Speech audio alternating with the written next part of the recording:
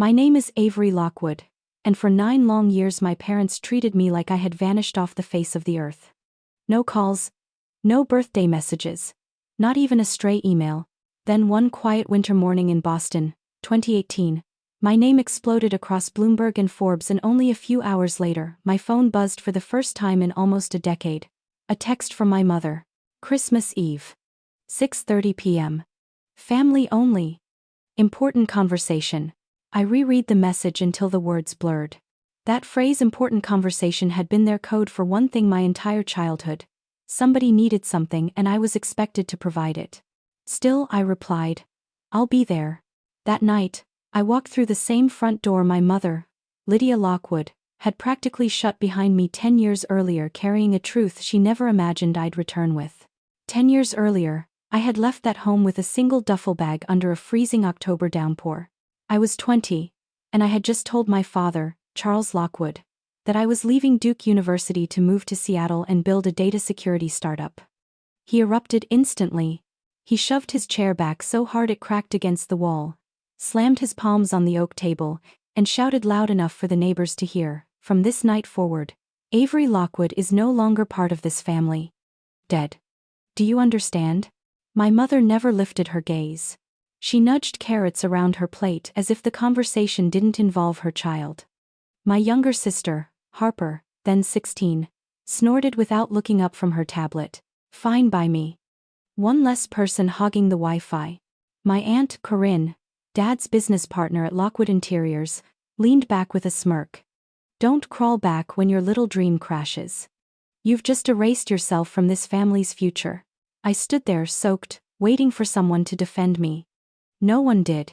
Until my grandmother, June Lockwood, quietly tugged my sleeve. She pressed $500 into my palm and tucked a handwritten note into my pocket. Go prove them wrong, sweetheart. That was the last kind thing anyone in that house ever said to me. I bought the cheapest bus ticket I could find to Seattle. The first year was survival couch surfing, sleeping in laundromats, working any job I could get. I learned to code on public library computers, lived in a shared basement with 5 strangers, and sometimes ate instant oatmeal for all 3 meals. Through everything, Grandma June called once a month from a prepaid flip phone she kept hidden in her knitting basket. She never asked for anything, only told me she was proud. The morning everything changed, I was staring out my apartment window when the headline hit. There it was. Avery Lockwood, age 29, the college dropout who built a $140 million cybersecurity empire. I sat back, waiting for pride to wash over me. But the apartment stayed quiet and nothing came. The apartment stayed painfully quiet, broken only by the low hum of the refrigerator and the faint echo of a foghorn drifting in from the harbor. There was no one to celebrate with, no one to call, no one to say, Avery, you made it. 10 years of silence had carved that reality into stone. Then my phone lit up again. Not a journalist. Not an investor. A number I had deleted and memorized more times than I cared to admit. Mom. Christmas Eve. Family dinner. 6:30 p.m. Important discussion. 8 words after 10 years. I stared until the letters blurred. That phrase, important discussion, had always been Lockwood code for something simple. Someone needed money. I stood and walked to the floor-to-ceiling window overlooking the frozen Charles River. 9 months earlier, Grandma June had called me late at night from her old prepaid flip phone. Her voice had been soft, almost apologetic, as she told me Lockwood Interiors had overexpanded, that interest rates had spiked, and the banks were circling. Total debt, $12.6 million, secured against every showroom, the warehouse, even my father's retirement fund. She didn't ask me to fix it. She simply said, you deserve to know before it breaks in the news. I thank the scene where.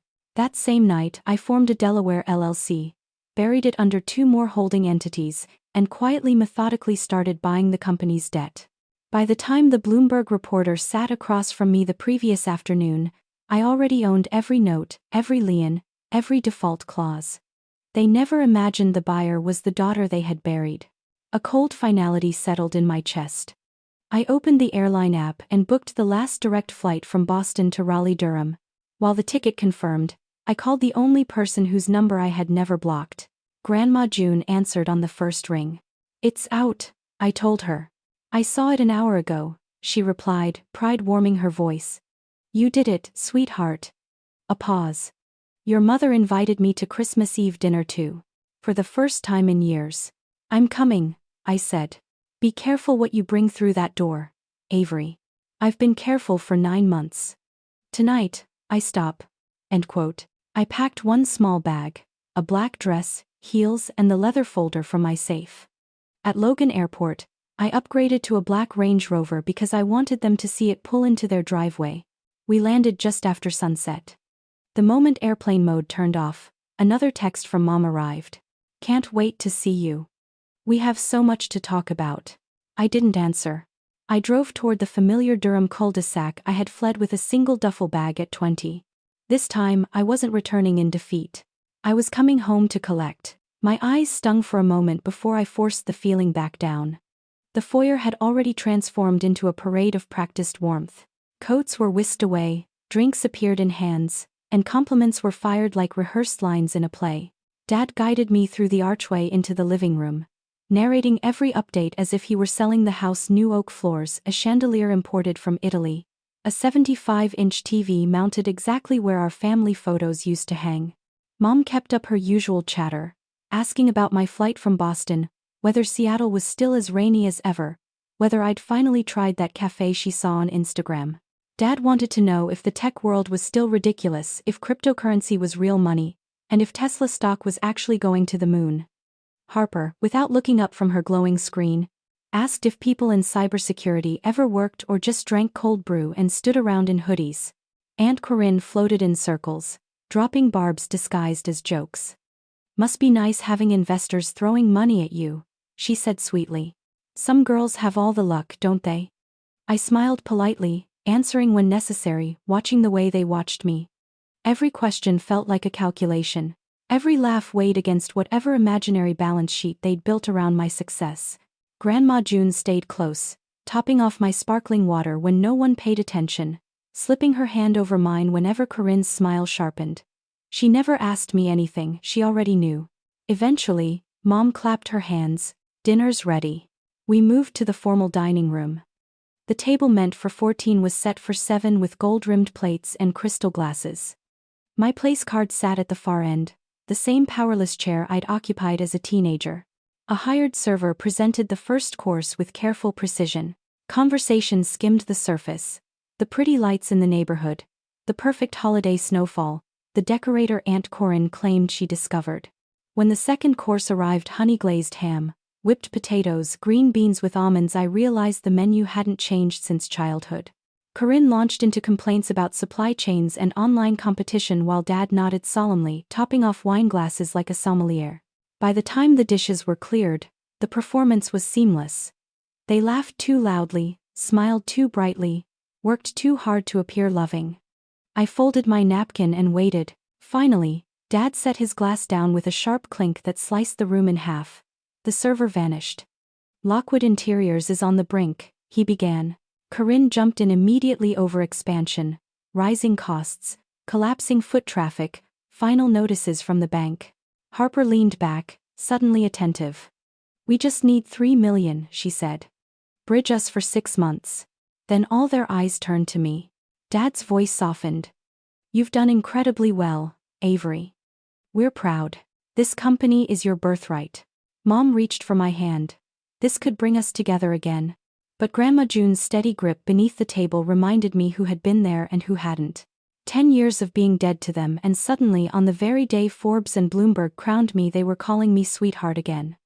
Overnight, legacy mattered. Overnight, blood was thick enough to demand millions. Dad leaned forward, voice dipping into the old commanding tone that once made me shrink. We'll put you on the board. Voting shares. Full partnership. Whatever makes you feel secure. Just help us keep the doors open. Corinne nodded quickly. My attorney can have documents ready by morning.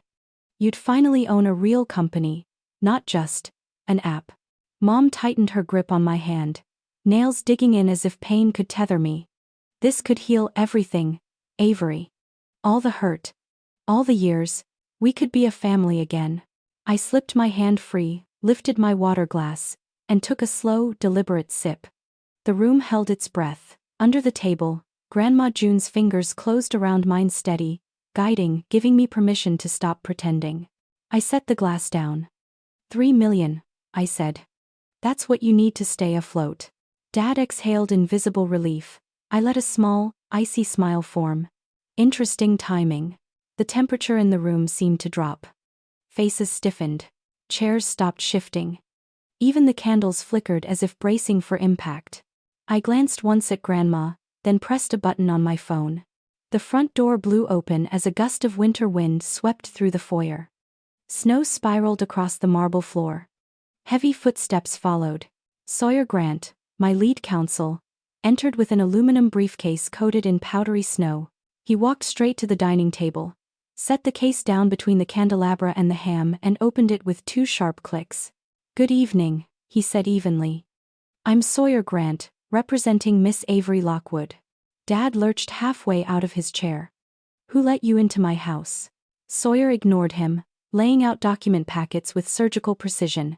9 months ago, he said, every dollar of Lockwood Interior's outstanding debt, $12.6 million, was purchased and reassigned to a Delaware LLC. He slid the first packet forward. "That company is wholly owned by Miss Lockwood." Corinne snatched it. "Impossible. We would have been notified." "You were," Sawyer replied calmly, producing certified receipts, UCC filings, lender consents, each stamped and acknowledged. He continued, "Original promissory notes, recorded mortgages on every showroom, warehouse, and this residence. Personal guarantees signed by Charles, Lydia, and Corinne, all payable to me." Mom's wine glass shattered on the floor. Harper finally looked up. "Avery, you bought our debt." Sawyer nodded. "Miss Lockwood owns every remedy available." Dad slammed his palms on the table. "This is blackmail." "No, sir," Sawyer said softly. "This is ownership." Then he opened the final notice. "As of 6:52 p.m., Lockwood Interiors is in material default, full balance due immediately. Foreclosure may begin tomorrow morning." Mom collapsed. Harper caught her. Corinne pointed at me, shaking. "You planned this?" Dad roared. But Grandma June's hand tightened around mine, calm, unwavering. The room froze. The only sounds were Mom's shallow, rattled breathing and the winter wind scraping against the house. I let the silence stretch until it felt like the walls themselves were holding their breath. Then I spoke, low and steady. "Now you understand who holds the future of Lockwood Interiors." Dad slammed both palms on the table, sending plates skittering. A crystal glass toppled and shattered on the floor. Mom lay half-collapsed in Harper's arms, while Corinne shrieked threats about lawsuits and the police. The chandelier trembled overhead, its light flickering like it might drop at any moment. I waited until their fury ran out of oxygen, replaced by ragged breathing. Then I reached into my coat, pulled out a slim black folder, and placed it deliberately on top of Sawyer's closed briefcase. Sawyer opened it for them and stepped aside. Inside was a single cashier's check for $300,000, drawn from my personal account, and beneath it a 15-page agreement titled "Full and Final Release of All Claims, Interests, and Inheritance Rights in Lockwood Interiors and Any Related Trusts." My voice didn't waver. "This becomes yours the moment every signature is witnessed and notarized." I continued. "In exchange, Charles, Lydia, Harper, and Corinne Lockwood permanently surrender all present and future rights to the company, its real estate, trademarks, accounts, and any trust proceeds. You walk away with $300,000. Enough for a modest condo. A quiet life. You refuse, and foreclosure begins at 9 tomorrow morning. Everything goes to the highest bidder." Wind fiction. I Anselo's time dalder dod. The room fell so silent I could hear snow tapping the window. Grandma June released my hand, reached across the table, took the Mont Blanc pen, and wrote her name beautifully on the witness line. Her calm smile shattered whatever remained of their resistance. Corinne grabbed the pen next, her hand shaking so violently the ink spiked. She stabbed out her signature, then hurled the pen like a weapon. Harper signed after her, tears streaking down her cheeks. Mom trembled as she stared at the check, then at me, before finally writing her name in the same looping script she once used on my school forms. She dropped the pen and covered her face. Dad stood last, pride and terror warring on his face. Finally, he seized the pen and carved his name into the page with harsh, furious strokes. Sawyer moved quickly, verifying every signature, notarizing each page, sealing the packet. All foreclosure proceedings are terminated. Funds are available immediately. I rose. Grandma June linked her arm through mine without hesitation. I looked at them one final time and said, "Merry Christmas." Icon to tower. We stepped into the snow. Grandma exhaled softly. "Better than I've felt in 40 years, sweetheart." We drove in silence to the small 2-bedroom condo I'd bought Grandma June 6 months earlier in downtown Raleigh. She had refused anything larger. "Too many memories in big houses," she'd said with a soft laugh. "I want peace now." That night, she fell asleep in her recliner by the fireplace, wrapped in the cashmere blanket I'd given her last Christmas. I kissed her forehead and left Sawyer waiting downstairs. 6 months later, Lockwood Interiors collapsed like a tired exhale.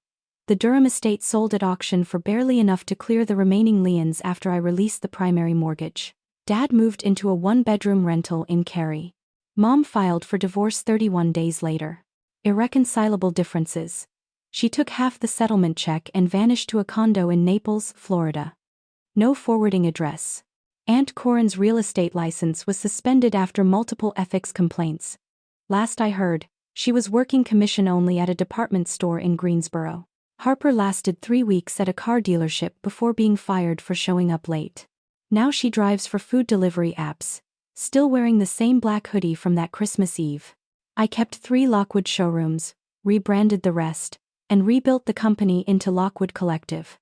Within 9 months, we were profitable again. Employees who stayed received raises and equity. The ones who mocked me years ago found opportunities elsewhere. Grandma June never asked for anything. She spent her days reading, tending to a small balcony garden, and calling me every Sunday at exactly 4. Some Sundays, she shared stories about Grandpa starting the first showroom with a $5,000 loan in 1982. Other Sundays, she simply listened and said, "I'm proud of you, Avery." The next Christmas Eve arrived soft and quiet. Snow fell gently as I drove to her condo with a small Fraser fir and 2 mugs of peppermint cocoa. She welcomed me in red plaid pajamas and the fuzzy socks I'd given her. We decorated the little tree with 12 ornaments, one for each year I'd been gone, and an extra for the year I returned. No caterers. No music, but Bing Crosby humming from an old record player. At midnight, she handed me a small wrapped box. Inside was the original note she'd slipped into my pocket 10 years earlier, now framed. "Real family stays," she whispered. "For the first time, Christmas felt like home. If my journey resonates with you, I'd love your support. Share where you're watching from and tell me which moment hit you hardest. Your comments remind me that none of us walk through betrayal or rebuilding alone. If you're fighting your own uphill battle, keep going. Your strength will carry you farther than you think."